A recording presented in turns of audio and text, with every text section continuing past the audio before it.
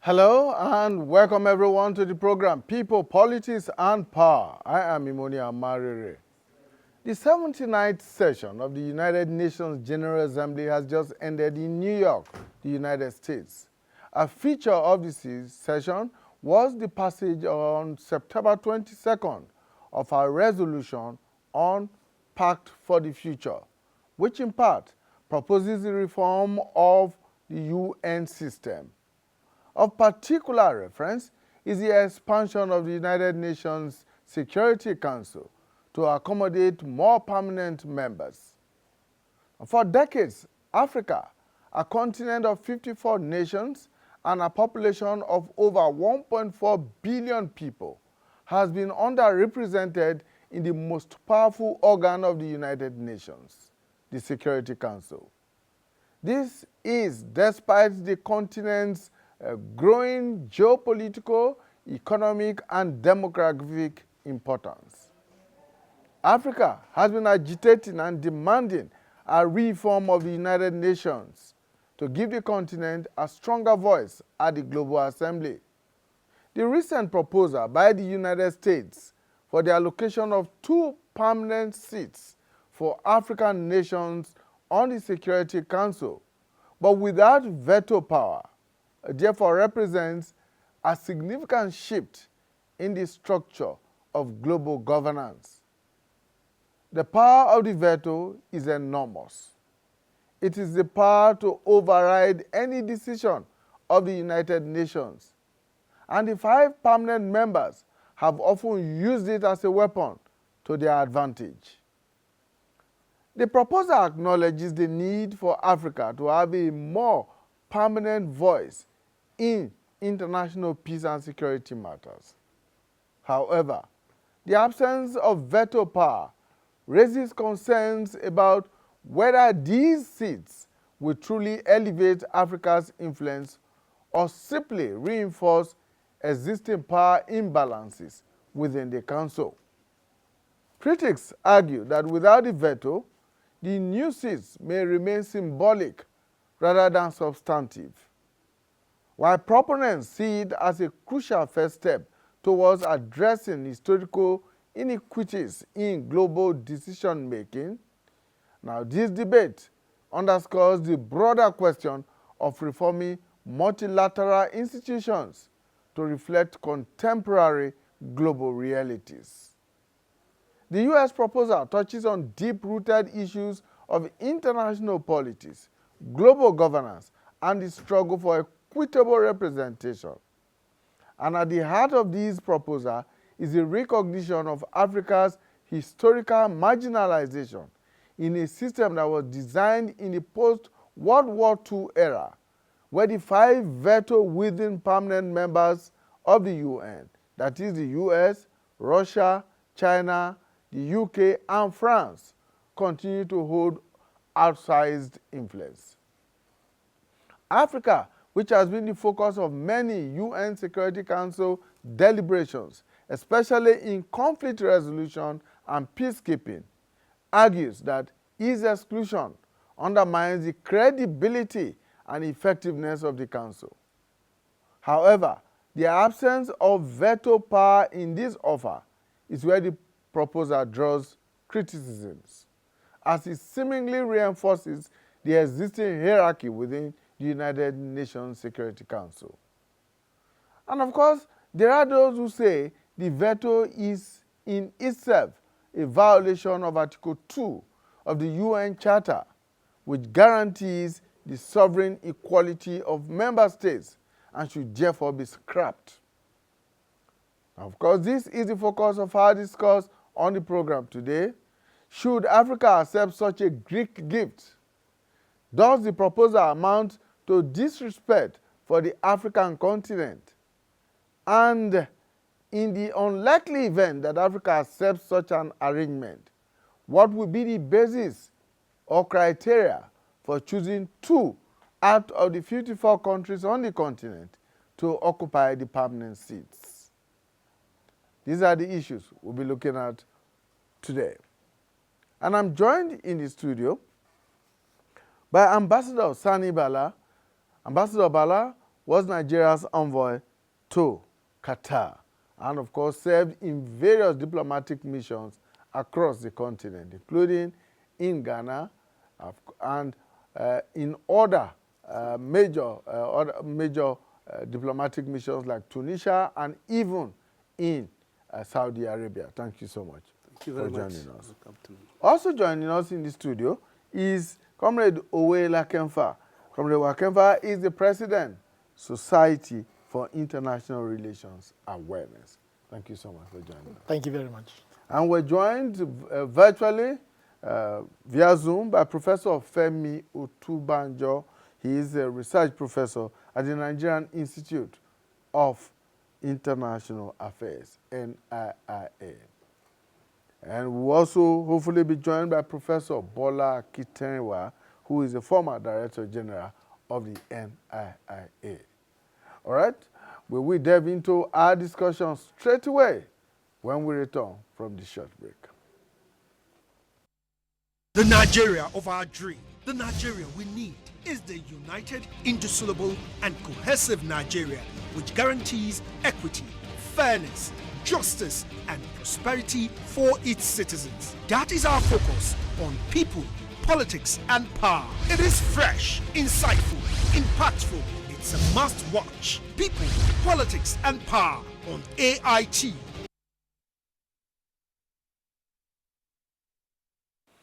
Thank you so much for staying with us. Ambassador Sani Bala, former Nigerian ambassador to Qatar, to Saudi Arabia, to Ghana, and many other diplomatic missions around the world, is actually currently the executive director of the Savannah Center here in the nation's capital, Abuja. Thank you so much for joining us.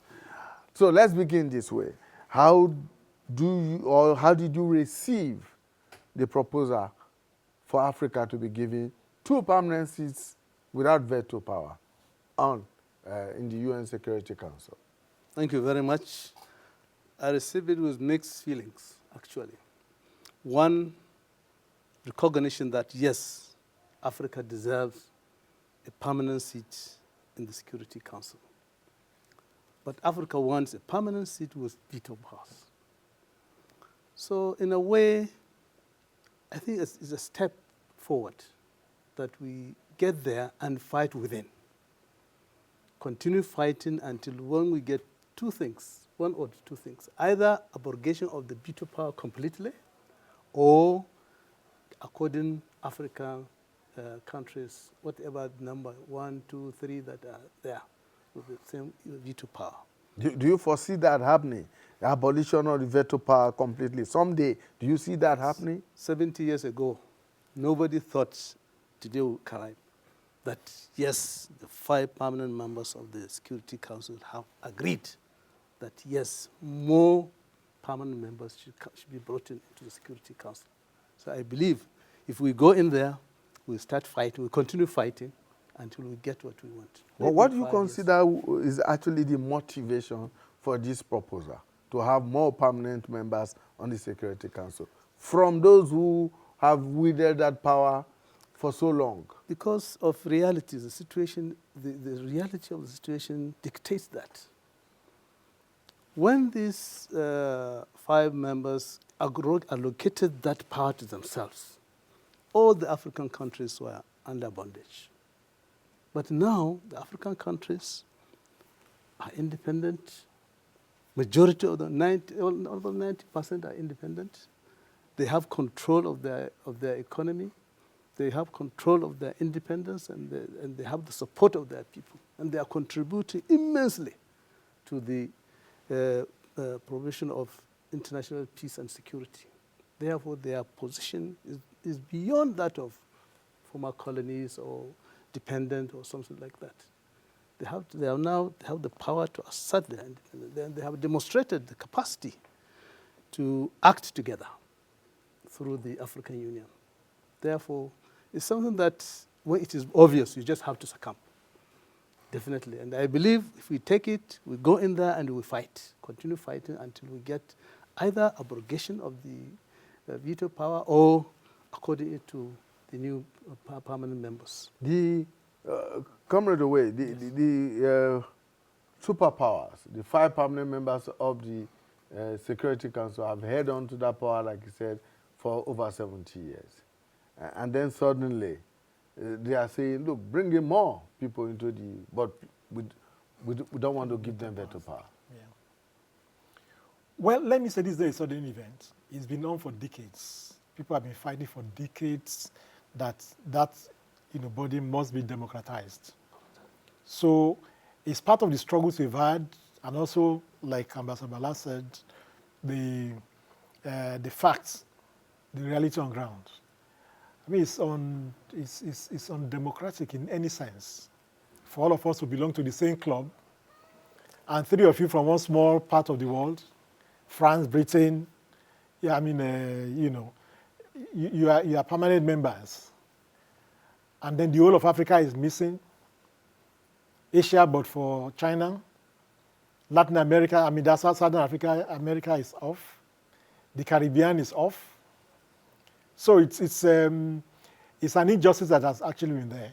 Like he said, it was done when these people had more powers and Africa was absent. I think we only had 2 countries that were then independent, Ethiopia and Liberia. So the time for change has come, and they know it. And I think the American proposals are hypocritical. It's an attempt to actually shoot down the whole system. Because, I mean, the basis of being a permanent member is to have the power. So how are you going to be in that permanent seat without you just be benchwarming and people will be taking decisions? So it's merely symbolism and not substance. That is what they want, and that is why those of us, who want the substance, should insist that if Africa is going there, it must be with veto powers, which in any case, in my view, is undemocratic. Now, but our ambassador is arguing that, look, let's get in there first and then fight from within. It's an argument some African countries have raised. But I don't think it's... what's the use of being a leader without powers? What's the use if you are president of a country and you don't have any power? It's useless. So the important, because we have been there in the the Security Council, African countries have been there. We have 3 slots at least. So we've been there. It's not as if we have been absent. But the issue there is that we do not have powers. So what we now want is to have powers. But for me, I think we do not need the veto. It does not make sense for 192 countries to come together, take a decision at the UN, and one country says no, and that's the end. We are talking about, the Pact for the Future. Russia was against it. Russia had, had some objections to say, look, this thing must be addressed, which was not addressed. So Russia could just have said, okay, fine, let's postpone this matter. But Russia said, no problem, if that's what you want, go on. Even if you look at when the UN Security Council, voted on the peace, ceasefire between Israel and the Palestine. Russia was there, and Russia says, no, this is nonsense. You're just trying to deceive people, but they said, the 40 countries said, no, 40 of them voted. Russia could have vetoed it. Russia said, okay, fine. But you have been deceived, and it's turned out that we have been deceived. The veto power is undemocratic, and no country that I know has used it for the good of all. Most of the times the United States have used the veto power is to protect Israel. That is all. And so they have to protect Israel because the way Israel is going, Israel goes against all norms, all known norms of civility, of civilization. You just bomb countries, you bomb Yemen, you bomb Lebanon, you bomb everywhere. You're bombing people out, and nobody can call you to order because the US is there. And the reality, of course, is that, when I read some things, I say, oh, how powerful the Israeli army is. No. America. They are a proxy. Those people fighting there, they are using, arms from the West, From the West, yes. money from the Money West, and intelligence political by support. Western agencies. And I say they know where Nasrallah may be and Even go and kill him. support. So it's not Israel. Israel is just a pawn. Unfortunately for all of us, it's something that will go on for some time. So we need a United Nations where we can have democracy. Like, you quoted, Article 2 of the UN Charter to say that Correct. it will be on the basis of sovereignty and equality of all countries. So there's no reason why we should actually have the veto power. We should actually abolish it. All right, we have joining us now Professor Femi Otubanjo and Professor Bola Akitenwa. Thank you so much for your time. Welcome to the program. Thank you very much for having me, and greetings from Ashivas University. Great, welcome, Prof. Right, so Thank you. we're looking at the offer of 2 permanent seats to Africa and on the United Nations Security Council. Some have said this is just symbolic and that there is no substance to it, and that Africa should not, in fact, accept such a Greek gift at this point in time. While others, like Ambassador here, thinks that we should get in there first, Africa should get in there first and fight from within. What are your thoughts? Thank you very much. Most unfortunately, I didn't know the Excellency who argued that we should get there first. Is But I Ambassador had Sani Bala, former Nigerian ambassador to Qatar and executive director of the Savannah Center here in the nation's capital. Thank you very much.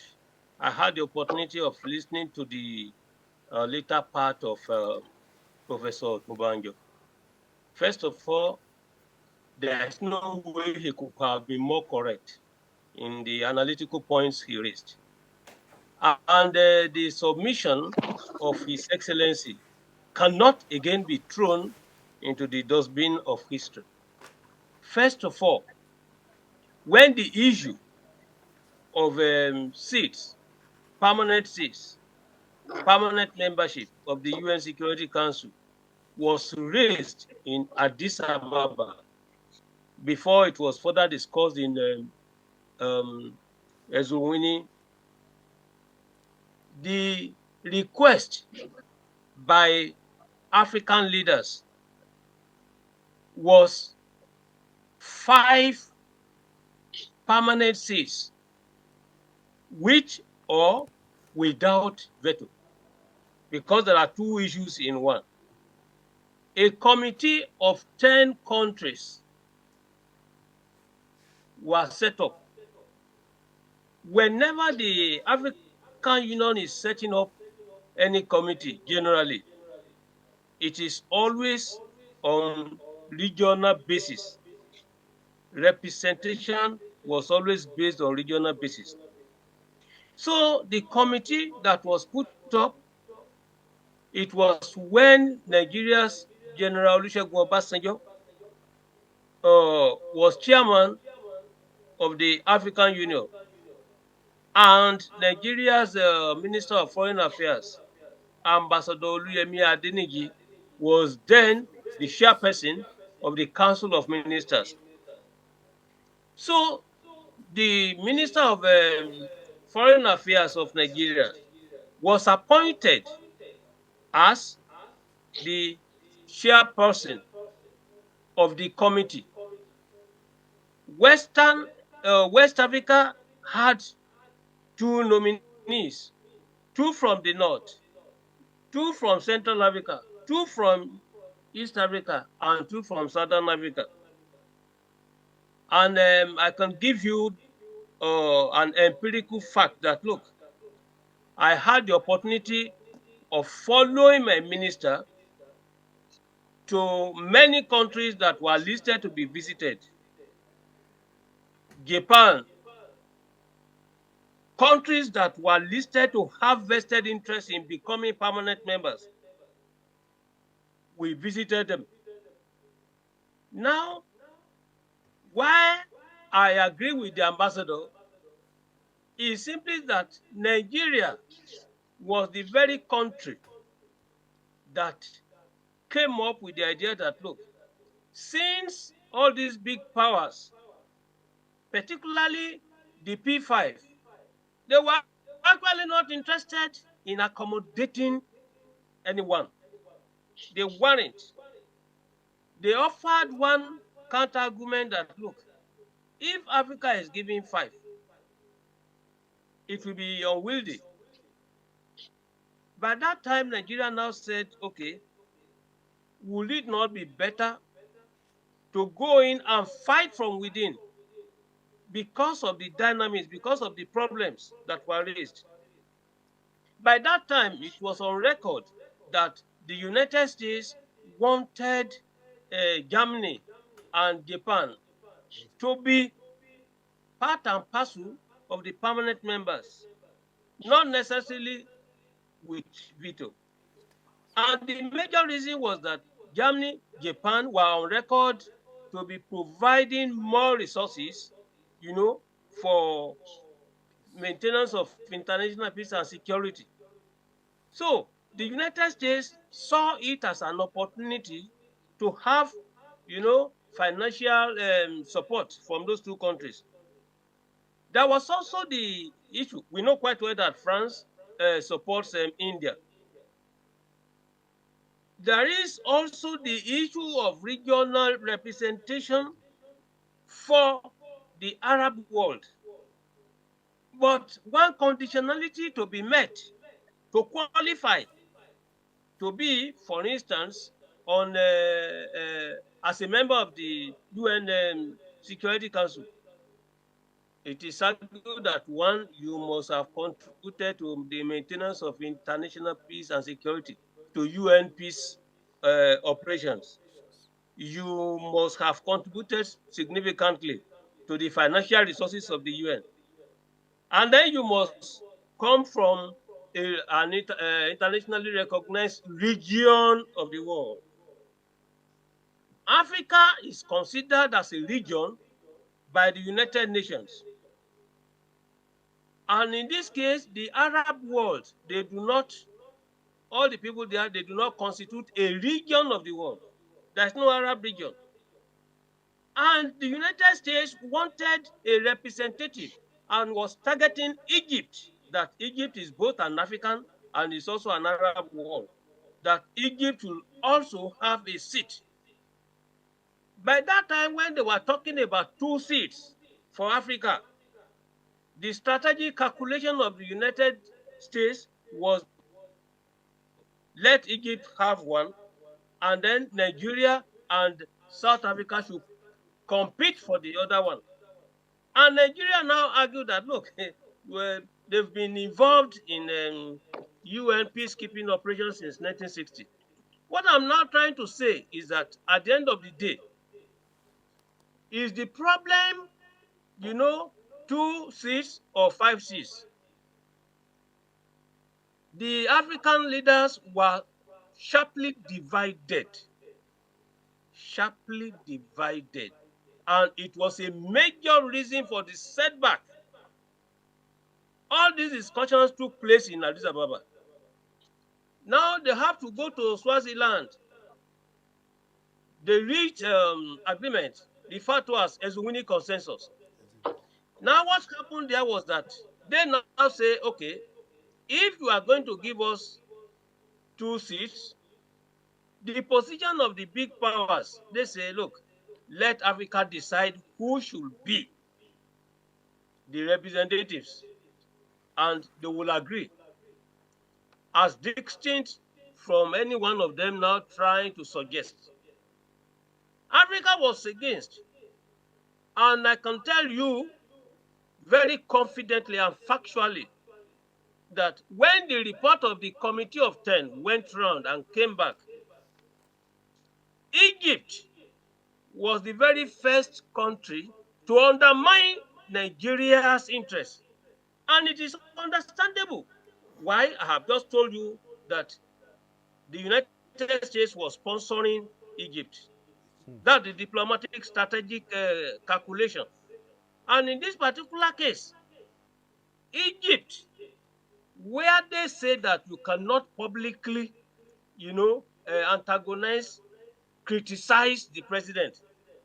The foreign minister convened an international conference, of journalists to condemn, to say what Nigeria did, that Nigeria was only going around the world to promote its own interests. Nigeria's ambassador to Egypt by that time was Ambassador Gali, who was then, the scope in the presidency, chief of state protocol by State that of Chief particular time. Protocol. And he was, yes, and he was convened to the presidency to come and explain how, for instance, one Bola Kitenola, because I was the one, I wrote an article by that time to say that Egypt is neither, is not an African country, left to me, that the notion of Africa should begin from Sahara, south of the Sahara, to exclude Egypt, because Egypt is Arab in the morning, Africa in the afternoon. The following morning is neither, and was creating problem. So they found this so offensive that he was summoned. Let me set that one aside to say that in this case, one major reason for the setback, for the postponement, was the disagreement. Countries like Algeria and all others were not in support. They were against Nigeria. They were. The record is there. And because of this, Ambassador Oluyemi Adeniji is a perfect gentleman. He doesn't make noise. Olusegun Obasanjo, a fighter on his own. They postponed this.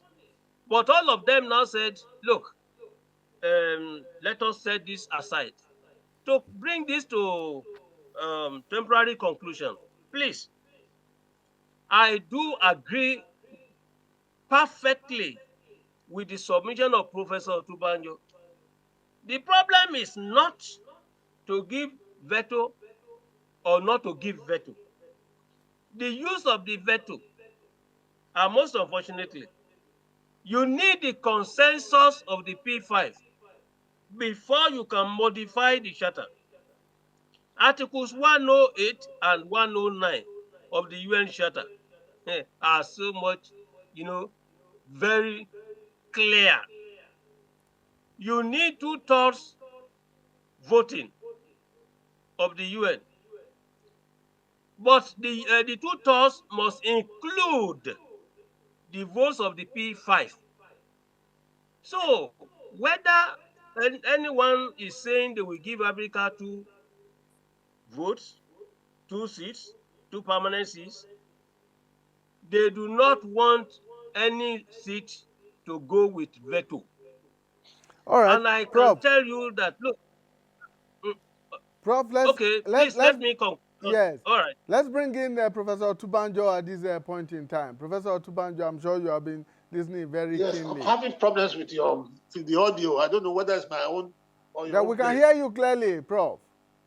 Okay. Thank you very much for asking me to this program. And good afternoon to everybody, listeners and co-speakers. I have a slightly different approach to this matter. I think that we should be thinking in terms of 2 different movements that should go on in the United Nations: a revolution and a reform. I believe that we are fighting, and the nations that are fighting for permanent seat or whatever veto are fighting an absurdity, what do I call an aberration. The Security Council existence violates 2 basic principles: the principle of sovereign equality, which is the foundation of the United Nations. If all nations are sovereign, and that is why today the United, most of the West, the UN, they are fighting, they are supporting Ukraine. Sovereignty. Sovereign equality is the basis of fundamental pillar of the United Nations. Meanwhile, you get into the organization, you now create a segregated club called the Security Council. It violates, secondly, the principle of democracy, in which power belongs to the majority. So those who are fighting for membership of that body, at the same time want democracy, are confused. You cannot have a Security Council that is made up of old powers. The UK, France, they're no longer world powers. They are middle-level powers. You have China that has risen to be, from the ashes to become a superpower, and you have United States and Russia, which is not the Soviet Union, that was a permanent member. So you have that absurdity of segregating a few countries and calling them permanent members and giving rotational membership to others. The fight should be cancel, scrap the Security Council. The Security Council has been an obstacle to the effectiveness of the United Nations. It has always been one of them vetoing one thing or the other. If it's not the US, it will be Russia. If it's not Russia, it will be China. UK and France hardly use their veto power. So let us first look at that's what in philosophy they call between epistemology and ontology. Should this thing exist? That is ontology. If it exists, what should it look like? It should not exist. So what we are looking for, what our Africa and the rest of the world should be fighting for, let us go back to democracy, sovereign equality, and let's have an equal and the principle of majority carries the day should hold so that the United Nations can be effective. The whole General Assembly, 190-something countries will decide one way, and one person will change it by veto power, one country. And that cannot be the intention of the founders of that organization. So that is the revolutionary side. I would like people to look at the fact that ask the question, should the Security Council exist? What has it done to justify its existence? Is it preventing wars? The Security Council has prevented no major wars since 1945. The Korean War, the Vietnam War, the Gulf War, the Russians in Afghanistan, the Americans in Afghanistan. The wars have always been. There's a war today in Sudan. There's a war in Ukraine. Everywhere in the world, there's war. The Security Council did not prevent the genocide in Rwanda. And wherever, look at what is happening. Israel, the General Assembly has passed God knows how many resolutions against Israel's occupation of Palestine. But every time they want to take action, the United States will go to them in the Security Council. So this is where we are. The Security Council is an albatross that should be scrapped. But if we insist on reforming it, I don't think there's anything to be gained from adding the number of veto powers. All right, Prof. You need to deal without your audio there because it's rebounding here in the studio. You need to bring down the audio of the volume of your TV set there. But let me come quickly to Ambassador Bala. His position, Professor Otunbanjo's position, is that the Security Council has over time outlived its usefulness and should be scrapped, which is the same position that Owe is taking. Yeah, ideally you can say that, but you have to look at the achievements of the Security Council also over the years, 79 years of the operation of the United Nations. And Professor says that in spite of the existence of the Security Council, there are crises, there are conflicts, there are wars, and all the resolutions by the Council and indeed by the United Nations have fallen on deaf ears in most cases. It's true. It's very true that, but it has so far prevented a world war up to today. We have regional wars here and there, quite all right. Well, it's 3 now, that Ukraine and Sudan and other places, and the Middle East, quite all right. It's very challenging. But that is normal life, actually. You can't, if you don't have anything now in place, what do you have in place? There are arguments that, yes, the Security Council should be scrapped and then transfer power to the General Assembly, which is real democracy. I'll go for that.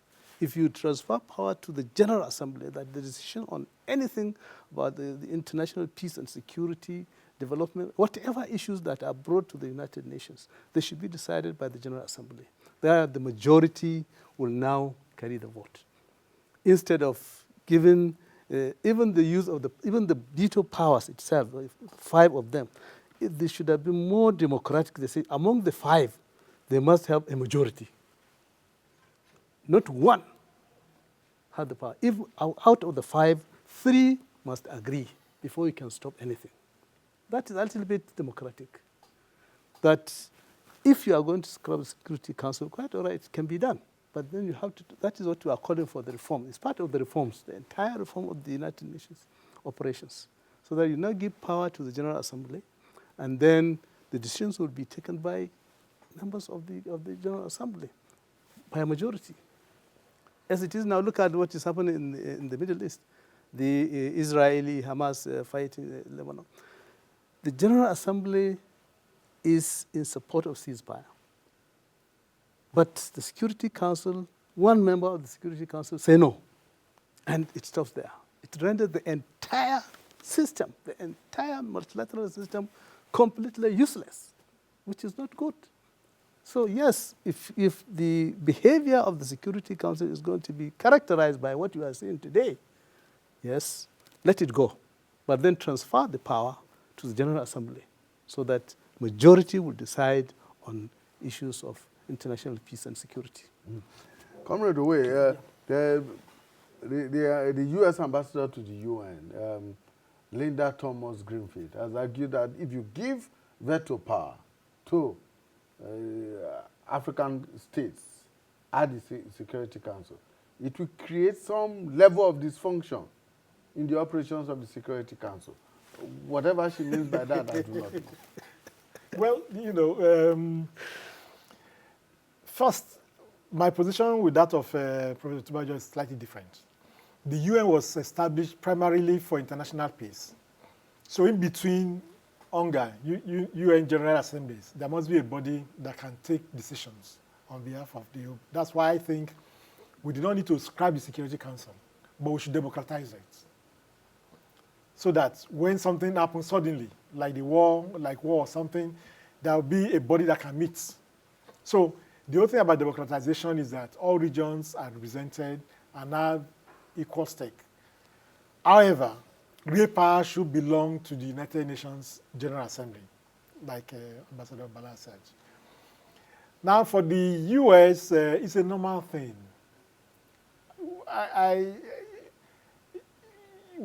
If US brings gifts for you, you have to be careful.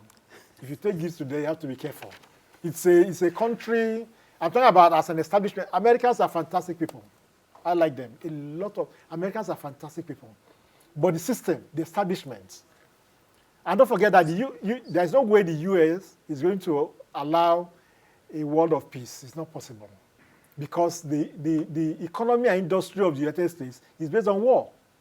It's a war military economy. industrial complex. Military industrial complex. That's And that right. is why we have to democratize the United Nations and also ensure that the Security Council is democratized. Now for our sister Greenfield, they just talk anything they like because they do not want a change. But there'll be a change. And that is why I don't think we should take these baits about, okay, come to the table but don't eat. Or we are going to give you, apart from the insults, there's going to be some dysfunction if Africa were this thing. It just doesn't make sense at all for anybody to make that. It's the same argument they make about nuclear power. Mm-hmm. Israel can have nuclear power, but not Iran. Because they believe that, don't forget that Israel is actually a European country that is crafted in the Middle East. There's nothing Middle East or this thing. It's European. So they can have nuclear power because the Europeans are supposed to be intelligent. And the Arabs and Africans are supposed to be stupid. So we cannot have nuclear power. So that's the same thing that we cannot have veto because it's going to create some dysfunction. As far as they are concerned, it's like giving a loaded AK-47 to a gorilla. You know, that a gorilla cannot control itself. And I think all these kind of things, we should have a position about them. As Africa, as AU, as Nigeria. Unfortunately, Nigeria is not pulling its weight. Unfortunately, it's true. We're not pulling our weight at all. And like I said in the article I wrote today, how do you have a country giant of Africa? You do not have an ambassador in any country except Niger Republic that we're going to invade. No ambassador for the last 1 year in any country. So what are you even going to do at the, I mean, at the, the UNSC? What are you going to do there? You don't have anybody representing you anywhere, whether it's in Israel or in US or Ghana, or we don't have anybody representing us anywhere. We don't have an ambassador. So we have to pull our weight and we have to become serious. All right, Prof. Akidewa, let's bring you back into the discussion now. The arguments about who represents Africa, this is supposed to be a permanent or permanent seats, but some have already suggested that look, even as permanent as it will be, it should be rotated amongst African countries, and they are beginning to talk, like you said, about Egypt, about Nigeria, South Africa, and even Algeria, and all of that. So what would you suggest would be the criteria for selecting who represents Africa at the table, at the Security Council?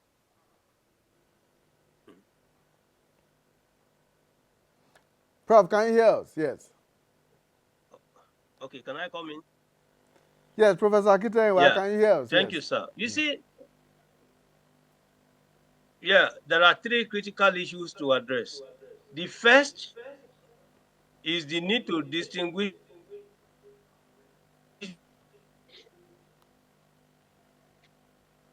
between original members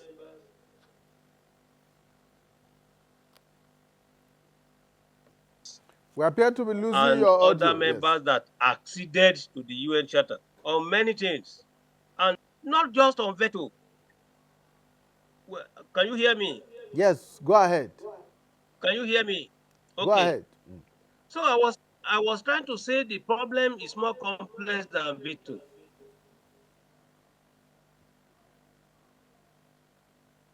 The voting system, there is the principle of weighted voting.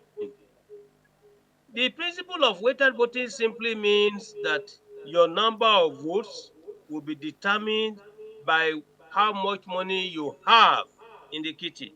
It's still different from one country, one vote. Secondly, Professor Bolaji Akinyemi has made it clear that the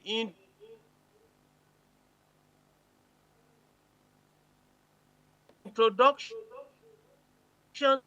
of veto during the making of the UN Charter was to prevent unnecessary rivalry, dispute, the permanent saving mechanism, so that if there is no disagreement between and amongst them, it will be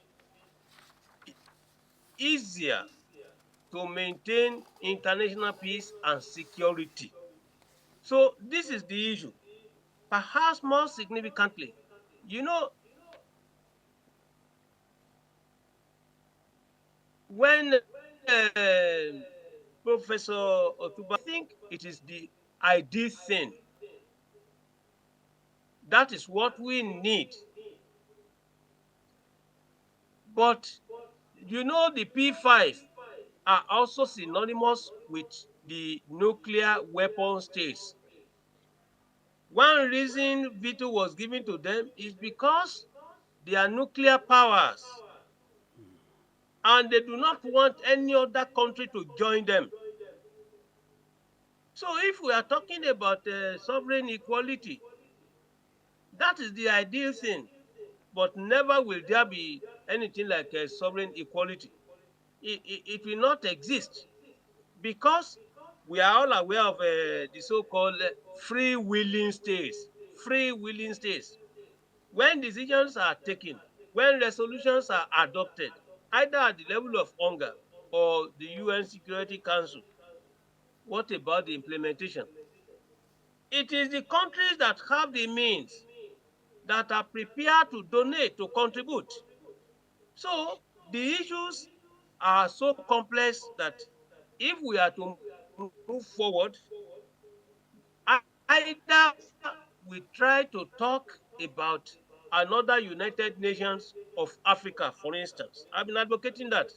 The current UN as it is, and as rightly pointed by the ambassador, please, those who manufacture weapons for war, they are basically the US and its allies. And they can never be interested in any peace anywhere in the world. If there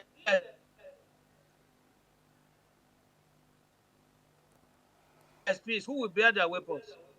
Those people want to be jobless. So, for us as Africans, please, if we are weeping, we must also learn at the same time to see clearly. And that's why the position of Professor Tubanjo should be sustained. Let us do away completely. They do not want, and Africans must be prepared. All right, Respectfully Professor. submitted, please. Thank you. Professor Otubanjo, let's just bring you very, very quickly. There are those who have argued that if we scrap the Security Council as part of the revolution that you seek at that global level, it will take us to a situation of mutually assured destruction. The law of the jungle will take place, and nobody will be there to control anyone, and that the world will become chaotic. Well, that is on the assumption that the world is peaceful because some people are controlling it. The most important instrument of global peace today is deterrence. It is not because there's some power out there. The United Nations does not even have the power to control the superpowers. Deterrence. All the two biggest, and apparently the Chinese must have joined them, even the British, because I was reading just somewhere yesterday night that a British analyst saying that if Moscow decides to attack Britain, Britain has enough second strike capability in submarines to destroy, to wipe out Moscow. So that is what is keeping the world safe from a global conflagration is the fact that every power knows that even if you have the first strike or the preemptive strike, the second power, the United States or France, have enough capability to stand back and pulverize your country as well. So that is when you now get this mutual assured destruction. They have reached that capacity. So the United Nations is just cosmetic.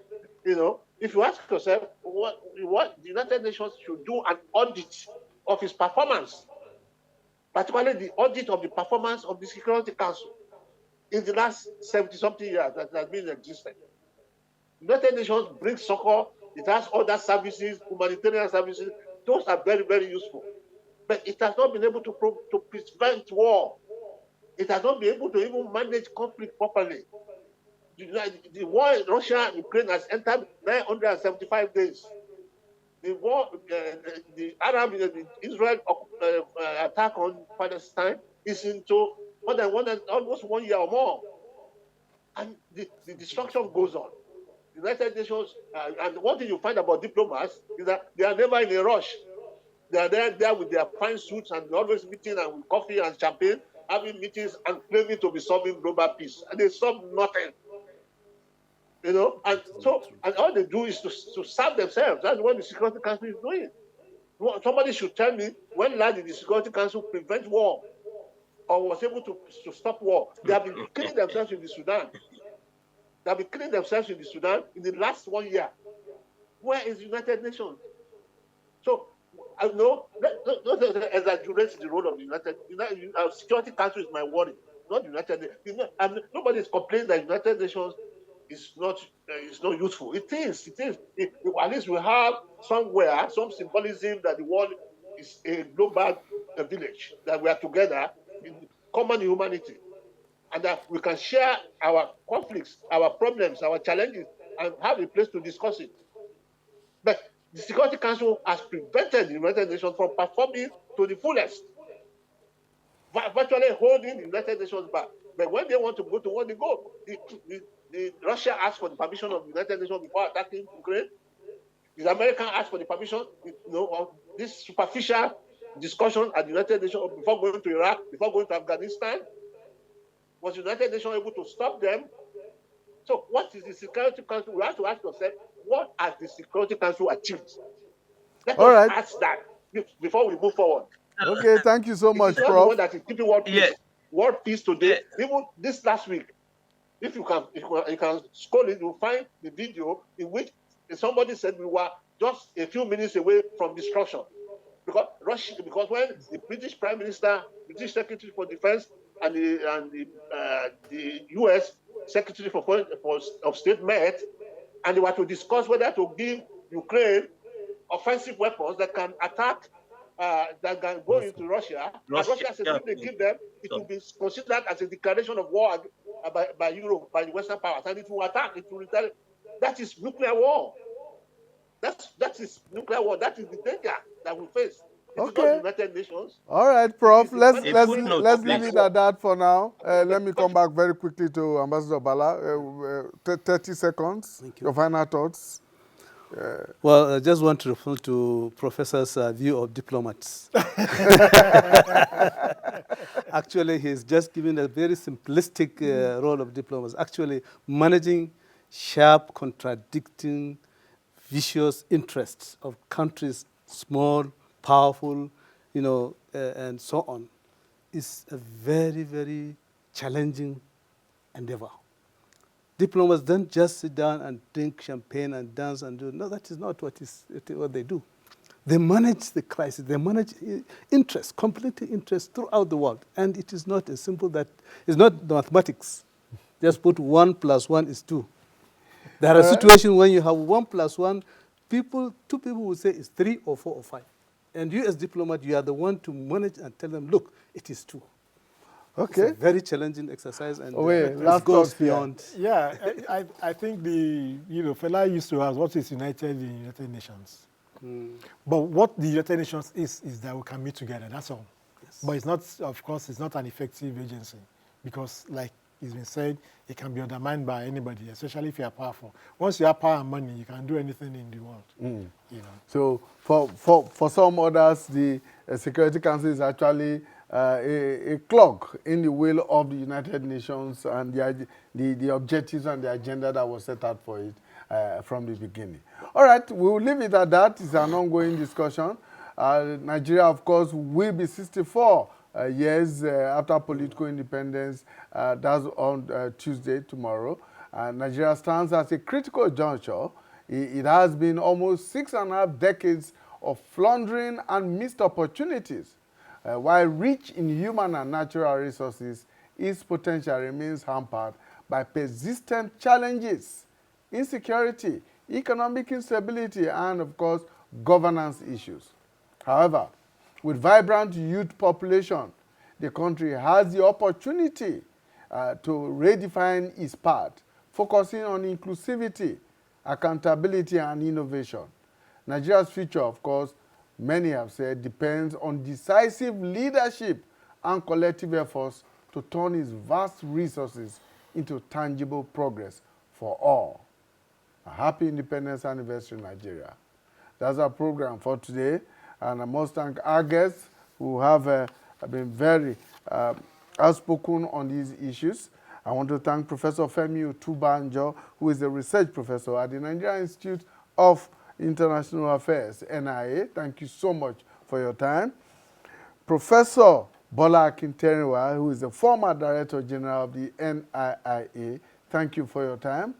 We do appreciate. And here in the studio, Comrade Owela Kemfa, President, Society for International Relations Awareness. Thank you very so much. Thank you. And Ambassador Sani Bala, former Nigerian ambassador to Qatar, to Saudi Arabia, to Ghana, nearby here, and of course, currently the Executive Director, Savannah Center, here in the nation's capital, Abuja. Thank you so much for your time. Thank you. That's our program for today. Please join us again when we bring you a fresh edition of People, Politics, and Power. Bye for now. Thank you.